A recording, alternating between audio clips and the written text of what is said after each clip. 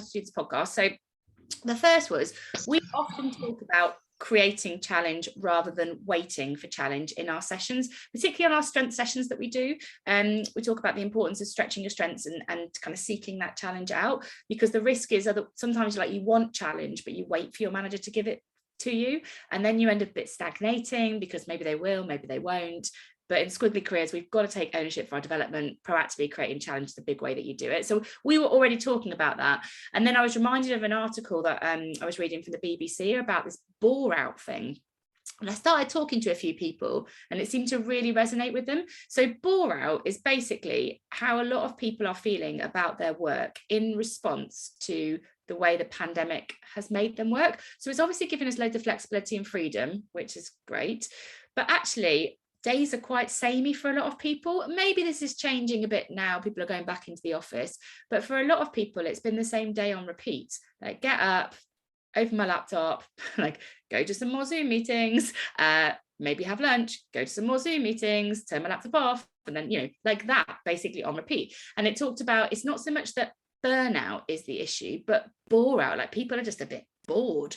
And so I do hope that going back to an office environment might help that. But I also think that creating challenge for yourself is one of the ways that you can do it. So in terms of Podplus today, what we are going to cover, I wanted to get a bit of a sense, so I'm going to get you to score this for me in a second, of like how challenging your work is at the moment. And then I wanted to give you 3 of the ideas for action that we talk through in the podcast, and also talk a little bit about challenge and flow, because I think some interesting things there. But first of all, let's do this assessment. Let's get a sense of you and your work today on a scale of, let's do kind of 1 to 10, where this is super high challenge, you're really stretched, you're learning lots of new skills, you're doing lots of stuff you've never done before. Like, we're there, that's 10. And 1 is like at risk of sort of total bore out. I'm like doing the same stuff, same day on repeat, not stretching my strengths, stagnating. Where are you on this scale? Let me know. And for anyone that's new, the way that you do the stars that you're seeing on the screen now is you go towards the top of your screen, you'll see view options, so click on that, and then you'll see annotate, and then stamp, and then star. So it's view options, annotate, stamp, and star. The very super Sarah has put that into chat, so you'll be able to see that. But just, let's get a bit of a sense of you. Are you really challenged, or are you at risk of kind of the stagnating? You feel like you're waiting, you want that bit more stretch in your work. Ooh. So everybody that's between 5 and 10, so the majority of us are actually, we've got that challenge. Let me know in chat, like, what is that challenge? Where is that challenge coming from? Is it like the amount of work you're doing? Are you doing a lot of new work? Is it the people? Like, where is this challenge coming from? Is time a challenge? Good question, Sarah. So I think challenge is if it feels like it is stretching you in a positive way for your self-development. So I'm not sure time, I think that's like hard work. Like, how can I do the work I'm doing even when it feels hard to do? I think that's what the time challenge is. The type of challenge I'm talking about is a challenge that feels like it is stretching your strengths, developing you, it's moving you forward in some way. So you can debate with me by all means, but I'm not sure challenge because the work is hard to do because you can't perhaps do it in the time you've been given. I'm not sure that's the kind of challenge that I'm talking about. So what we've got here, so Steve, everyone's got more responsibility. So, Daria, so new role, new department, new people. That's the kind of challenge I'm talking about. Like the new, there's a lot that you have to learn when there's a lot of new to kind of go through there. Some new structure, role broadening, Nicole, so that's quite interesting. So a bit there. Wow, Sari's got new country. Oh gosh, we can be your Squiggly Career community as you transition. We will help you as you're navigating the new. We'll be your constant source of support. That's interesting, Katie. So new role, different pace. So not only have you got new stuff to learn in your role, there's a new way of working. I feel like when I just talked about the challenge, some more people put stars down the bottom. They were like, okay, that is a different type of challenge I'm talking about. Corinne says, I feel frustrated more than challenged. What's the difference? So I don't think I've given you a very clear definition of the challenge that we're talking about. So I think there is a difference between frustration and challenge. So let's just talk about this a little bit. Frustration versus challenge. Let's just get that for a second. Frustration versus challenge. And I think hard work, like work feels hard versus work is challenging. I think these are two things that we just need to think about for a second, because I'm talking about this. So just to kind of reiterate, the challenge that we are talking about is a challenge that is stretching you, but in a way that supports your self-development. So new roles, new people, new skills, you're developing in a new way. That's the kind of challenge that helps you to improve and increase your impact. That's what I'm talking about. Frustration because you are not doing the work that you wanted, like it's challenging because you're not, like, I don't know, you're not enjoying yourself, Corinne, or it's challenging because it feels like it's impossible to do, or it's hard to do because you're being asked to do more than you can do. That's not the sort of challenge that I'm talking about. That is a sort of a challenge to resolve because you want to enjoy your work, and it's a challenge to resolve because you need to look at how you're prioritizing and manage your time. But we are talking about challenge that's going to help you to develop, increase your impact, stretch your strengths. I hope that makes it. I'm not saying the frustration isn't important to resolve and the time challenges aren't important to address, but I'm talking about proactively finding stretch in your work to support your self-development. I hope that clarifies where we're at in terms of what we're in. Janelle says, this is it. A former manager finds challenges hard work more than I can do, but he didn't get it at all. Yeah, that you're right. We do put this in the pod note, actually. I'll kind of and the pod sheet, I'll just zoom in here.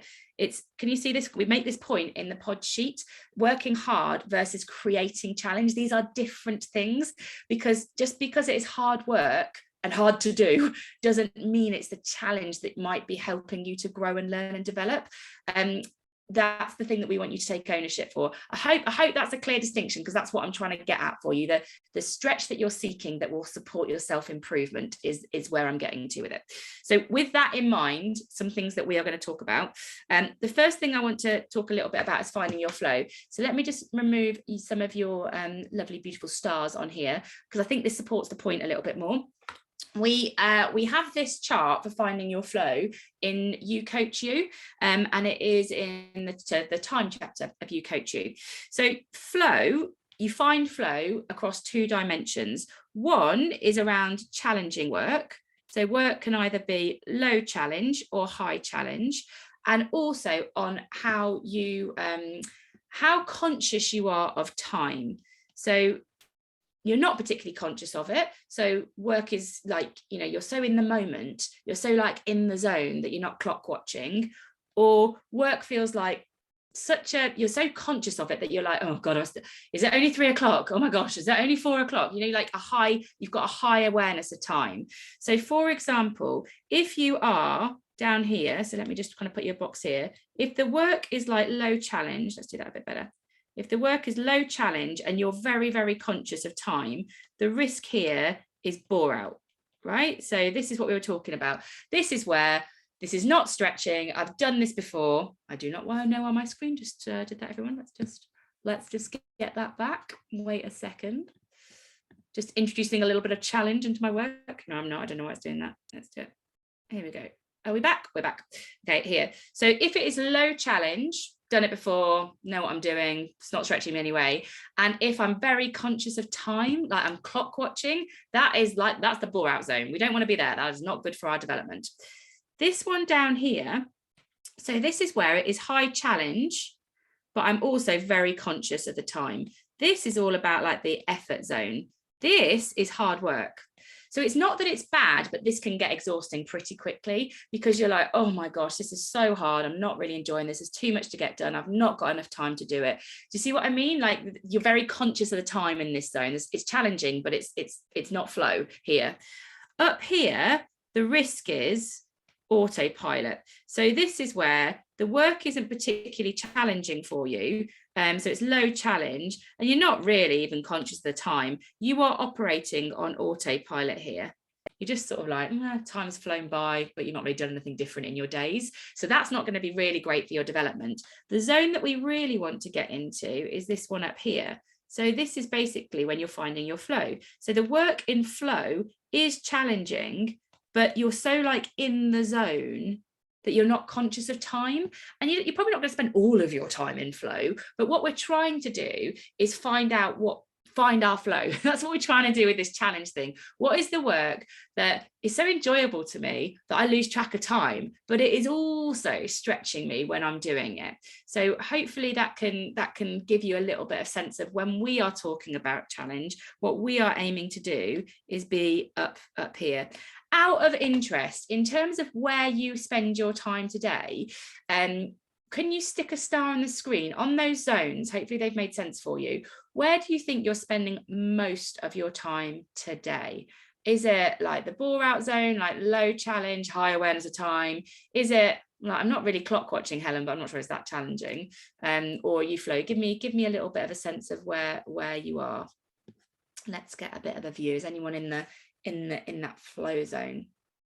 I think I veer between the effort zone, where I'm like, gosh, this is hard, and I've not got anywhere near enough time to do it, and the flow zone. Sometimes if I can create myself some sort of boundaries around my time, and I really think, oh, this is hard, but it's fun, I'm enjoyable, then I sort of get myself into the flow zone.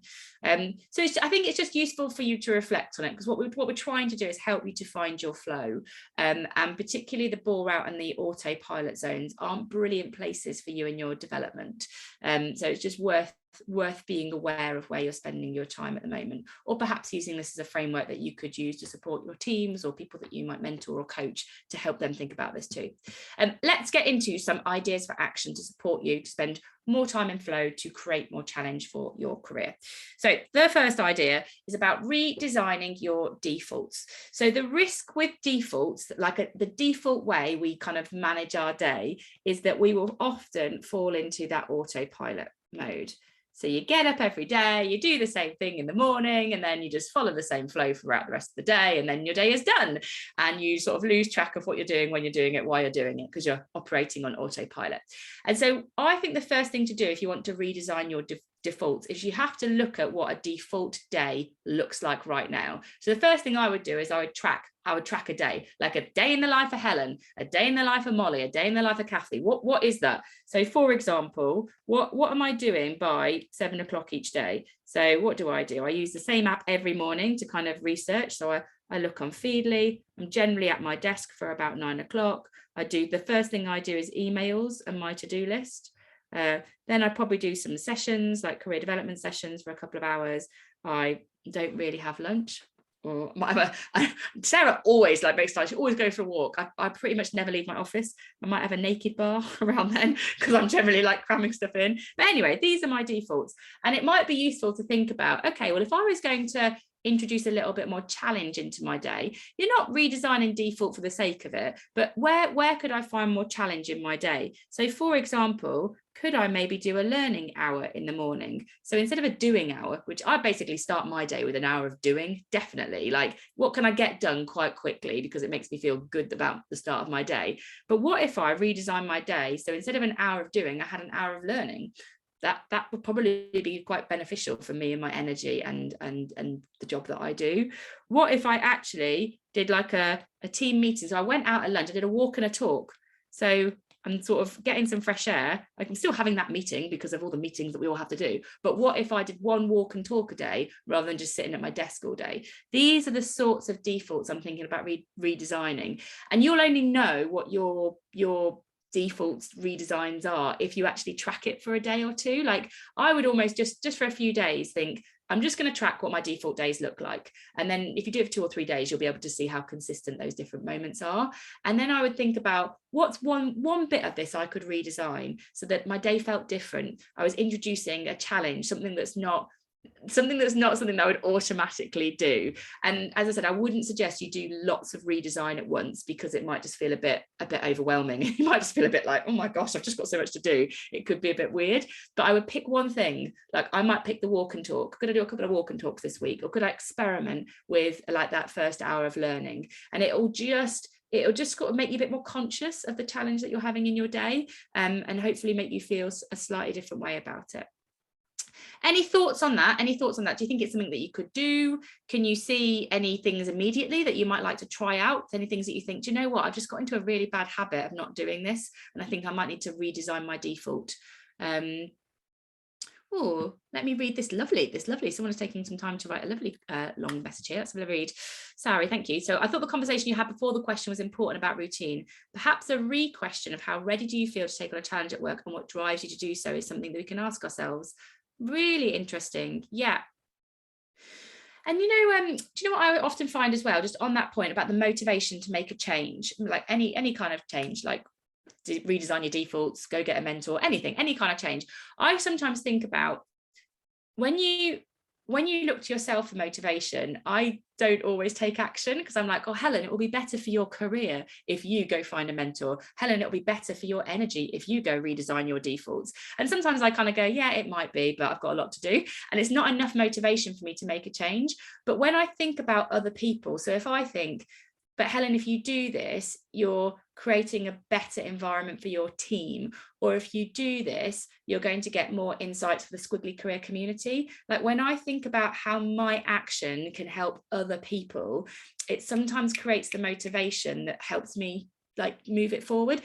Sometimes if it's just about me and my career, it's not enough motivation for me, but I always try and think, okay, well, how could you doing this help somebody else to learn? How could you do this give someone else the permission to do it? So I think the bigger point is find the motivation to make a change. My personal reflection is sometimes I have to think about how it could benefit other people just to give me that extra boost to do something that I might not be doing. I might not kind of sort of do by default. Great. Okay. So, experimenting. Onyeka, we're also going to talk a little bit about experimenting. So the second idea for action is to kind of invest a little bit in your career community, but in some specific ways that can add a bit of challenge in. So there are a couple of people that are, well, I mean, there's lots of people that are useful to have in your career community, but I always love the way that Sarah phrases this. So she talks about the fact that we should all have, in our career community, we should all have a cheerleader. So a cheerleader is someone who builds your belief, who believes in what you can do, who makes you smile when it's feeling hard. Like you all need a cheerleader. And I have a few of them, and they're the first people that you go to and you're like, oh, today's been a hard day, and they'll make you smile, they'll shine a spotlight on your successes, they'll just sort of give you a bit of perspective. So we all need cheerleaders. We also all benefit from champions. Champions are probably more commonly known as sponsors. So champions are people who will speak up for you. They have got influence, they will open doors, they know what you do well, they advocate for you. Champions are amazing to have. If you feel like you haven't got one of those, I would highly recommend listening to our podcast with Sylvia Ann Hewlett about sponsorship, because she talks about how you can find a sponsor. She has a brilliant book called Forget a Mentor, Get a Sponsor. She doesn't really mean it. She means get both, but it's a very good book about sponsorship, probably one of the best. And the third point here is a challenger. So make sure you have somebody who challenges you because they think differently, challenges you because they ask you the hard questions. You can increase the challenge that you have in your career by making sure that you have a challenger in your career community. Now, the best people that I have found to be my challengers in my career are either people, for me personally, that they have a very different skill set to me. So they ask me very different questions. So for example, I like commercials, but I'm not naturally commercially literate, I would say. Like, it's not my natural strength. So going to people who work in finance or accounting and who are what I would call like high commercial literacy, I find those people challenging, but I spend time with them because I know that grows my skill set in a different way. So they are my challengers. So think about who has a very different skill set to you, would be one of my ways of finding a challenger. And the second would be, who is someone that you have worked for or with before that you found very challenging to work with, perhaps because their style was different. So I think you're looking for two types of thing here: either a different skill that they have to you, so think about they've got a different skill set, or a different style to you. So for example, some of the managers that I've actually found quite hard to work with in the past are amazing challengers in my career now, because now they don't affect my day-to-day work, they are a much better source for my development, and I sort of reclaimed their role in my career community. Now I don't have to work with them on a day-to-day basis. What's the main difference between a cheerleader and a champion and sponsor? So a cheerleader doesn't necessarily have to have influence. So a sponsor, they tend to be more senior, because they have the ability to open doors that you perhaps can't. So sponsors tend to be more senior, they have more influence, because that's part of what they're offering to you, is that access. Cheerleaders don't have to have that. Cheerleaders can be a peer, cheerleaders could be a friend, cheerleaders are the people that are like, I think you are brilliant. So my husband's like one of my cheerleaders. He doesn't necessarily open doors for me, but he'll be like, oh wow, that's amazing. He'll see an article or a picture and he'll be like, you're doing so well, that's brilliant. And that's sort of all it is. But it's nice to know that you've got cheerleaders in your corner. Does that make sense? I hope that gives you the distinction between them.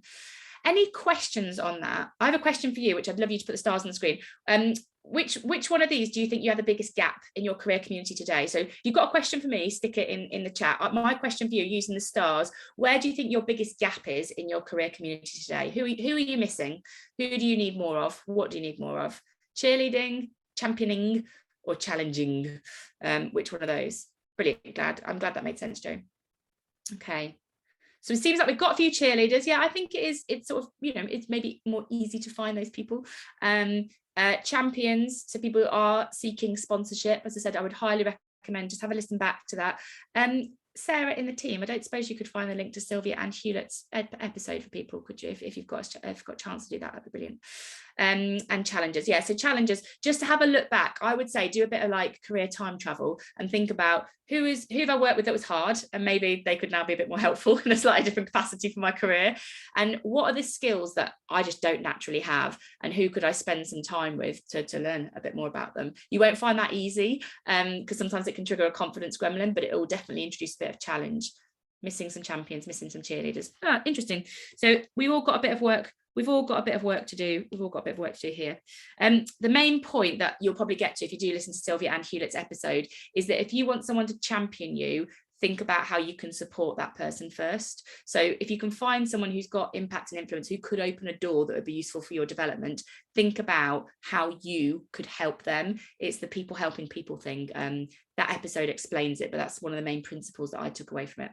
Well, that's not helpful, is it? Let's get rid of some of your stars. The last thing that I would say, and I think on Yaki, I think it was brought this up, is the understanding your ratio of experimentation to execution at work. So execution is probably you doing stuff you've done before, you doing stuff on repeat. It's you doing the day job. It's not bad, but actually we find challenge when we experiment. And it's useful to think about what the balance or the ratio looks like for you today. So are you super high execution, you're doing stuff you've done before because you're getting your job done, but you're pretty low experimentation, which means trying something out for the first time?